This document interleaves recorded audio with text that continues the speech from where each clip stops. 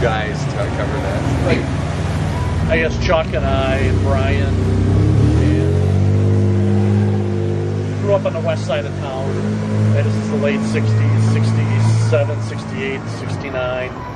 And there were these bands that we kind of like looked up to on the east side, the hippie original bands, the Velvet Whip, the Baroques.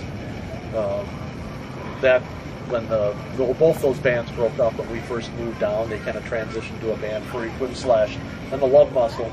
But I know Brian and I, we always kind of wanted to be part of that scene, but we were young. They were 4 years older than us. But that was kind of one of the things that put Death together, is that we wanted to form somewhat of a moving the tradition on into another original East Side band, and to be a little bit different, because I mean the bands, even the original bands back then were different. The Baroques, I mean, you listen to the Baroques album, and it really wasn't like anything else that that was really going out nationally. And Death was kind of a carryover of that tradition. And I don't know if we weren't as popular as those other bands were, because we were carrying it into the kind of the punk thing. But we did have a few of their followers show up and threaten us to an extent in our living room, who then became our bodyguards, but following in the Stooges tradition. And anything that came after you guys that kind of connects the dots on the East Side band tradition? I think we kind of morphed into a band called Forearm Smash, and right around that time you had another band that basically the Hump Shake crowd was basically Jerry Brish and his entourage, and they weren't musicians at the time, but they were learning to play.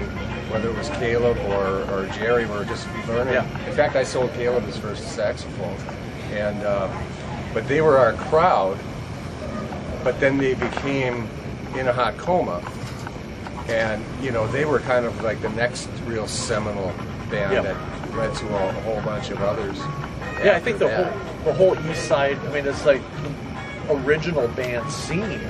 I don't want to say it certainly grew a lot of us, but it all led into In a Hot Coma, and it just led into the whole scene that really exists to this day as you go on. I mean, when in high school and in the 60s and that, I mean, you had cover bands, which were top 40 bands, and you had, then it kind of went into the Cream, Jimi Hendrix kind of thing, but then you had, which in here was becoming a blues band. Then you had Palmer House and Stone Cold Blues Band and Tongue and Ox and all of these bands, but they were basically just blues bands doing the long jams.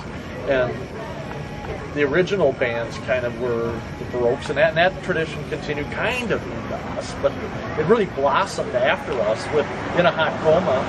And then In a Hot Coma became the Haskells, Jerome, and the Oil Tasters, and Jerome was instrumental in getting Damien Zach to put that kind of stuff in his club, and he was instrumental in getting Kenny Baldwin to put his stuff in the Starship, and then all of a sudden, instead of there just being 2 or 3 of these types of bands, suddenly there's 20 or 30, and everybody's playing a lot. There's a whole scene. Of course, nobody was getting record contracts, but there were lots of places to play, and the relationships, just continue to this day. This whole thing that just happened last month with Lest We Forget. I mean, it's a whole bunch of bands from that era, and maybe a few a little bit later on. But a lot of these bands, they kind of go back to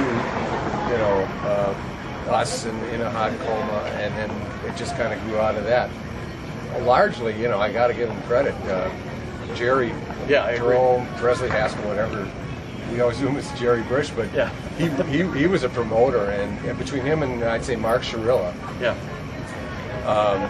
did more in terms of building that whole scene than anyone. I was a part of a lot of those things, but those guys were the real businessmen, promoter type guys. Had a crowd if Jerry Brish had been a fan and brought all of these, developed a fan base, which he then turned into the scene when you come down to it. 78 years later, you know, he was the man.